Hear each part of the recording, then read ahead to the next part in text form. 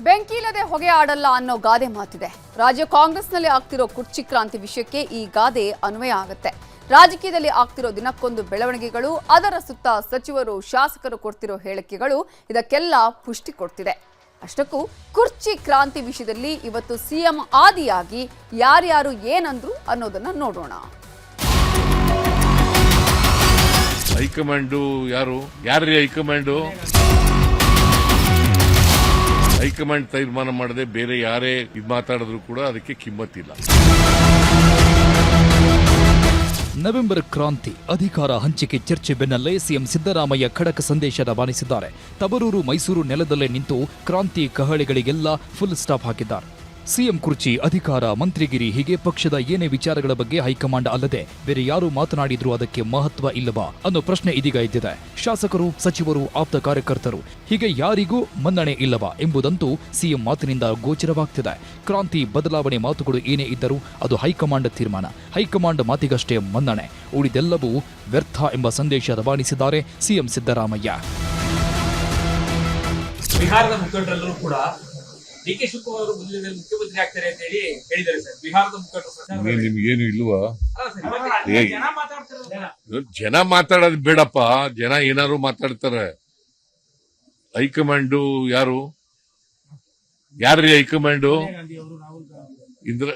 ಸೋನಿಯಾ ಗಾಂಧಿ ಅವರು, ರಾಹುಲ್ ಗಾಂಧಿ ಅವರು, ಖರ್ಗೆ ಅವರು, ಅವ್ರು ಮಾತಾಡಿದಾರ? ಮತ್ತೆ ನೀವೇ ನಿಮ್ದೇ ಚರ್ಚೆ ಜಾಸ್ತಿ.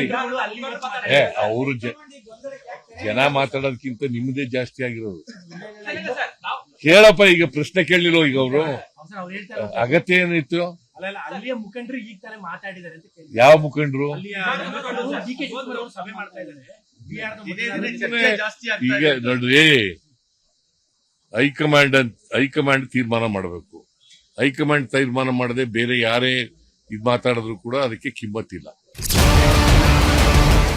ಒಂದು ಕಡೆ ಸಿಎಂ ಸಿದ್ದರಾಮಯ್ಯ ಹೀಗೆಲ್ಲ ಹೇಳ್ತಾ ಇರುವಾಗಲೇ ಮತ್ತೊಂದು ಕಡೆ ಸತೀಶ್ ಜಾರಕಿಹೊಳಿ ಅವರು ದೆಹಲಿ ಪ್ರವಾಸ ಮುಂದೂಡಿಕೊಂಡಿದ್ದಾರೆ. ಕೆಪಿಸಿಸಿ ಅಧ್ಯಕ್ಷ ಹುದ್ದೆ ಮೇಲೆ ಕಣ್ಣಿಟ್ಟಿರುವ ಸತೀಶ್ ಜಾರಕಿಹೊಳಿ ನಡೆ ನಿಗೂಢವಾಗಿದೆ. ಹೈಕಮಾಂಡ್ ನಾಯಕರ ಭೇಟಿಗಾಗಿ ಪ್ಲಾನ್ ಮಾಡಿದ್ದ 3 ದಿನಗಳ ದೆಹಲಿ ಪ್ರವಾಸವನ್ನ ಸತೀಶ್ ಜಾರಕಿಹೊಳಿ ಮುಂದೂಡಿದ್ದಾರೆ. ಬೆಳಗಾವಿಯಲ್ಲೇ ಉಳಿದಿದ್ದು ಇಲಾಖೆ ಹಾಗೂ ಖಾಸಗಿ ಕಾರ್ಯಕ್ರಮಗಳಲ್ಲಿ ಭಾಗಿಯಾಗಿದ್ದಾರೆ. ನಾಯಕತ್ವ ಬದಲಾವಣೆ, ದಲಿತ ಸಿಎಂ ದಾಳ, ಕೆಪಿಸಿಸಿ ಅಧ್ಯಕ್ಷಗಿರಿ ಬಗ್ಗೆ ಚರ್ಚೆಗೆ ಸಿದ್ಧರಾಗಿದ್ದು 2028ರ ಸಾರಥ್ಯ ಕೊಟ್ಟರೆ ಗೆಲ್ಲಿಸಿಕೊಡುವ ಭರವಸೆಯೊಂದಿಗೆ ದೆಹಲಿ ಟೂರ್ ಪ್ಲಾನ್ ಮಾಡಿದ್ದಾರೆ. ಇದೀಗ ಬಿಹಾರ ಚುನಾವಣೆಯಲ್ಲಿ ಹೈಕಮಾಂಡ್ ಬ್ಯುಸಿಯಾಗಿರುವ ಕಾರಣಕ್ಕೆ ಪ್ರವಾಸ ಮುಂದೂಡಿದ್ದಾರೆ. ಹುಕ್ಕೇರಿಯಲ್ಲಿ ಮಾತನಾಡಿರುವ ಸತೀಶ್, ಸದ್ಯಕ್ಕೆ ದೆಹಲಿಗೆ ಹೋಗ್ತಿಲ್ಲ, ಅವಶ್ಯಕತೆ ಬಿದ್ದಾಗ ಹೋಗ್ತೀನಿ ಅಂದ್ರು. ಡೆಲ್ಲಿ ಪ್ರವಾಸನೇ ಇವತ್ತು ಕ್ಯಾನ್ಸಲ್ ಆಗಿದೆ. ಇಲ್ಲೇ ಹೋಗಲ್ಲ, ಡೆಲ್ಲಿಗೆಲ್ಲ ಇಲ್ಲೇ ಇರ್ತೀವಿ. ಇಲ್ಲೇ ಹೋಗುವಂಥ ಅವಶ್ಯಕತೆ ಹೋಗ್ತೀವಿ, ಸದ್ಯಕ್ಕಂತೆ ಹೋಗಲ್ಲ. ಈಗ ಕೆಪಿಸಿಸಿ ಅಧ್ಯಕ್ಷ ಸ್ಥಾನಕ್ಕೆ ಇಲ್ಲ, ಇನ್ನೂ ಚರ್ಚೆ ಆಗಿಲ್ಲ. ಚರ್ಚೆ ಆದಾಗ ನೋಡೋಣ ಅದ್ರ ಬಗ್ಗೆ. ಅದ್ರ ಬಗ್ಗೆ ಐಡಿಯಾ ಇಲ್ಲ, ನಮಗೇನು ಐಡಿಯಾ ಇಲ್ಲ ಅದ್ರ ಬಗ್ಗೆ. ಡಿ.ಕೆ. ಶಿವಕುಮಾರ್ ಅವರು ಖರ್ಗೆ ಅವ್ರನ್ನ ಅದು ಭೇಟಿಯಾಗಿದ್ರು ಸರ್, ಭೇಟಿಯಾಗಿ ಇಲ್ಲ ಅದ್ರ ಬಗ್ಗೆ ಏನೋ ನಮ್ಮ ಮಾಹಿತಿ ಇಲ್ಲ. ಇಲ್ಲೇ ನಾವು ಹೋದಾಗ ನೋಡ್ತೀವಿ, ಚರ್ಚೆ ಮಾಡ್ತೀರಾ. ನವೆಂಬರ್ ಕ್ರಾಂತಿ, ನಾಯಕತ್ವ ಬದಲಾವಣೆ ಬಗ್ಗೆ ಇದೀಗ ಎಲ್ಲರದ್ದು ಜಾಣ ನಡೆ, ನಿಗೂಢ ಮಾತುಗಳು. ಒಂದೊಂದು ಗುಂಪು ಒಬ್ಬೊಬ್ಬರ ಪರ ಬ್ಯಾಟಿಂಗ್ ಮಾಡ್ತಿದ್ದಾರೆ. ತಟಸ್ಥರು ಮೌನ ತಾಳಿದ್ದಾರೆ. ಗೌಪ್ಯ ಸಭೆ, ಡಿನ್ನರ್ ಮೀಟಿಂಗ್ಗಳ ಬಗ್ಗೆಯೂ ಇದೀಗ ಎಲ್ಲರಿಂದಲೂ ಜಾಣ ಉತ್ತರವೇ. ಎಲ್ಲವನ್ನೂ ಹೈಕಮಾಂಡ್ ನಿರ್ಧಾರಕ್ಕೆ ಬಿಟ್ಟಿದ್ದೇವೆ ಎಂಬ ಸಬೂಬು ಹೇಳ್ತಾರೆ ಎಲ್ಲರೂ ಕೂಡ. ವಿಪಕ್ಷಗಳು ಕೂಡ ಈ ಬಗ್ಗೆ ಚರ್ಚೆ ಮಾಡ್ತಾ ಇದ್ದಾರೆ. ತಾವು ಕೂಡ ರೇಸಲ್ಲಿ ಇದ್ದೀರಾ ಅಂತ ಅಂದ್ಬಿಟ್ಟು ಅದ್ರ ಬಗ್ಗೆ ನಾನು ಯಾವುದೇ ಪ್ರತಿಕ್ರಿಯೆ ಕೊಡೋದಿಲ್ಲ. ಯಾಕೆ ಸರ್? ಅದು ಅನವಶ್ಯಕ ಅಂತ ಅನ್ಸುತ್ತೆ. ಸರ್, ನೀವು ಸಿಎಂ ಆಗ್ತೀರಾ ಅಂತ ಅಂದ್ಬಿಟ್ಟು KH ಮುನಿಯಪ್ಪ ಹೇಳಿದ್ದಾರೆ ಸರ್. ಅಂದ್ರೆ ಸಿಎಂ ಆಗೋದಕ್ಕೆ ಎಲ್ಲ ಅರ್ಹತೆಗಳು ತಮಗಿದೆ ಅಂತ ಅಂದ್ಬಿಟ್ಟು ಅಂತ ಸರ್. ಅಭಿಮಾನದ ಮೇಲೆ ಅವ್ರು ಹೇಳಿರ್ತಾರೆ, ಅವ್ರಿಗೆ ಧನ್ಯವಾದಗಳನ್ನು ಹೇಳ್ತೀನಿ. ನೀವು ಅವ್ರ ಮೇಲೆ ಹೇಳಿದ್ದೀರಿ? ನಾನು ಅವ್ರ ಮೇಲೆ ಇಬ್ಬರದು ಅಭಿಮಾನ. ಒಬ್ರಿಗೊಬ್ರು ಹೇಳ್ಕೊಂಡಿರ್ತಾರೆ. ಊಟಕ್ಕೆ ಸೇರ್ತಾ ಇರ್ತೀವಿ, ತಿಂಡಿಗೆ ಸೇರ್ತಾ ಇರ್ತೀವಿ, ಕಾಫಿ ಸೇರ್ತಾ ಇರ್ತೀವಿ. ಅಂದ್ರೆ ಇದನ್ನೇ ಚರ್ಚೆ ಮಾಡ್ತೀವಿ ಅಂತ ಅಲ್ಲ. ನೀವು ಮಾತ್ರ ಬೇರೆ ಬೇರೆ ನಮ್ಗೆ ಬೇರೆ ಬೇರೆ ಸಬ್ಜೆಕ್ಟ್ಸ್ ಸಿಗೋದಿಲ್ವಾ? ಅದು ಬಿಟ್ಟು ಬರೀ ಇದನ್ನೇ ಮಾತಾಡ್ಕೊಂಡಿರಕ್ಕಾಗೋದಿಲ್ಲ ಸರ್ಕಾರದಲ್ಲಿ.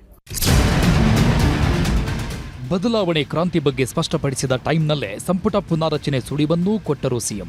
ನವೆಂಬರ್ 20ರ ಬಳಿಕ ದಿಲ್ಲಿಗೆ ಹೋಗುವುದಾಗಿ ಸಿಎಂ ಹೇಳಿರೋ ಕಾರಣಕ್ಕೆ ಬಿಹಾರ ಚುನಾವಣೆ ಬಳಿಕ ಸಂಪುಟ ಪುನಾರಚನೆ ಫಿಕ್ಸ್ ಆದಂತೆ ಕಾಣುತ್ತಿದೆ. ಪುನಾರಚನೆ ಬಗ್ಗೆ ಹೈಕಮಾಂಡ್ನೊಂದಿಗೆ ಸಿಎಂ ಚರ್ಚೆ ಮಾಡಿದ ಬಳಿಕವಷ್ಟೇ ಎಲ್ಲವೂ ಸ್ಪಷ್ಟಗೊಳ್ಳಲಿದೆ. ಪುನರಚನೆ ಏನಾದ್ರು ಮಾಡ್ತಾರೆ ಹಾ? ಸಂಪುಟ ನಾನು ಬಿಹಾರ್ ಚುನಾವಣೆ ಆದ ತಕ್ಷಣ ಮಾತಾಡ್ತೀನಿ ರಾಹುಲ್ ಗಾಂಧಿ. ದೆಹಲಿಗೆ ಏನಾದ್ರು ಹೋಗ್ತಾ ಇದ್ದಾರೆ ರಾಹುಲ್ ಗಾಂಧಿ ಜೊತೆ, ಮಲ್ಲಿಕಾರ್ಜುನ್ ಖರ್ಗೆ ಜೊತೆ, ಅಲ್ಲಿ ದಿಲ್ಲಿ ಹೈಕಮಾಂಡ್ ದೆಹಲಿಗೆ ಹೋಗ್ತಾ ಇದ್ದಾರೆ ಸರ್ ದೆಹಲಿಗೆ ಹೋಗ್ತಾ ಇದ್ದಾರೆ ಸರ್ ಡೆಲ್ಲಿಗೆ 15 ತಾರೀಕು ಕಾಂಗ್ರೆಸ್ನಲ್ಲಿನ ಈ ಕುರ್ಚಿ ಕಚ್ಚಾಟದ ಬಗ್ಗೆ ಪ್ರತಿಪಕ್ಷಗಳು ಕೂಡ ಕಿಡಿಕಾರುತ್ತಿವೆ. ಅಧಿಕಾರ ಹಂಚಿಕೆ, ಹೈಕಮಾಂಡ್ ನಿರ್ಧಾರ ಅಂತೆಲ್ಲ ಹೇಳಿಕೊಂಡು ಕುರ್ಚಿ ಕಚ್ಚಾಟದಲ್ಲೇ ತೊಡಗಿದ್ದಾರೆ ಎಂದು ಟಾಂಗ್ ಕೊಟ್ಟಿದ್ದಾರೆ. ನಮ್ಮವ್ರು ಯಾರನ್ನ ಹೇಳಿದಾರ ಬಿಜೆಪಿಯವರು ಕ್ರಾಂತಿ ಅಂತ? ಯಾರು ಹೇಳಿಲ್ಲ. ಕ್ರಾಂತಿ ಹೇಳಿದ್ದು ಕಾಂಗ್ರೆಸ್ ಅವರು, ರಾಜಣ್ಣ ಅವರು ಮಂತ್ರಿ ಸ್ಥಾನ ಹೋಯ್ತು. ಕಾಂಗ್ರೆಸ್ಸಿನ 16 ಜನ MLAಗಳು ಕ್ರಾಂತಿ ಎಲ್ಲ ಹೇಳಿದವರು ಅವರು, ಬದಲಾವಣೆ ಹೇಳಿದವರು ಅವರು, DK ಶಿವಕುಮಾರ್ ಮುಖ್ಯಮಂತ್ರಿ ಆಗ್ತಾರೆ ಅಂತ ಹೇಳಿದವರು ಕಾಂಗ್ರೆಸ್ ಅವರು. ನಾವ್ಯಾರು ಹೇಳಿಲ್ಲ. ನಿಮ್ಮ ಕಿತ್ತಾಟ ಬಿಟ್ಬಿಟ್ಟು ರಾಜ್ಯದ ಜನತೆಗೆ ಒಳಿತು ಮಾಡಿ, ಅಭಿವೃದ್ಧಿ ಮಾಡಿ, ಕ್ರಾಂತಿ ಭ್ರಾಂತಿ ಎಲ್ಲ ನಿಮ್ಮ ಪಾರ್ಟಿಯಲ್ಲೇ ದಿನನಿತ್ಯ ಈಗ ಡೆಲ್ಲಿಗೆ ಯಾಕೆ ಹೋಗಿದ್ದಾರೆ, ಪೆರೇಡ್ ಯಾಕೆ ಮಾಡ್ತಾ ಇದ್ದಾರೆ, ಸಿದ್ದರಾಮಯ್ಯ ಮಗ ಯಾಕೆ ಫೀಲ್ಡಿಗೆ ಬಂದು ನಮ್ಮ ಅಪ್ಪನೇ 5 ವರ್ಷ ಅಂತ ಹೇಳ್ತಾ ಇದ್ದಾರೆ. ಇದು ಹಲವಾರು ಪ್ರಶ್ನೆಗಳು ಕಾಂಗ್ರೆಸ್ ನಾಯಕರೇ ಎತ್ತಿರೋದು, BJP ತೆಗೆದಿರೋದು ಅಲ್ಲ. ಇದು ಅವ್ರ ತಟ್ಟೆಯಲ್ಲಿ ಅಗ್ನ ಬಿದ್ದಿರೋರ್ಗ ಬೇರೆ ತಟ್ಟೆಯಲ್ಲಿ ನೊಣ ಬಿದ್ದಿರೋದ್ರ ಬಗ್ಗೆ ನೋಡಕ್ ಹೋಗ್ಬೇಡಿ.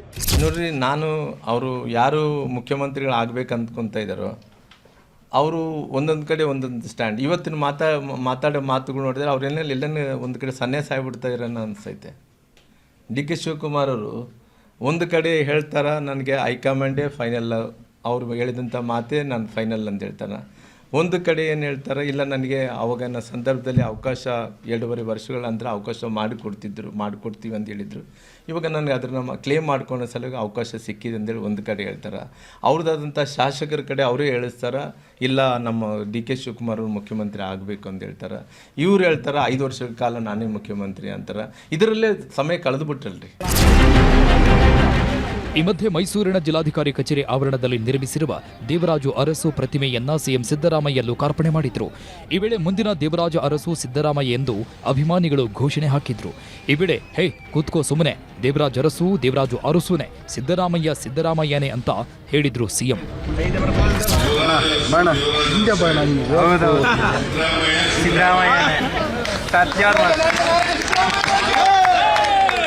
Bureau report, news 18.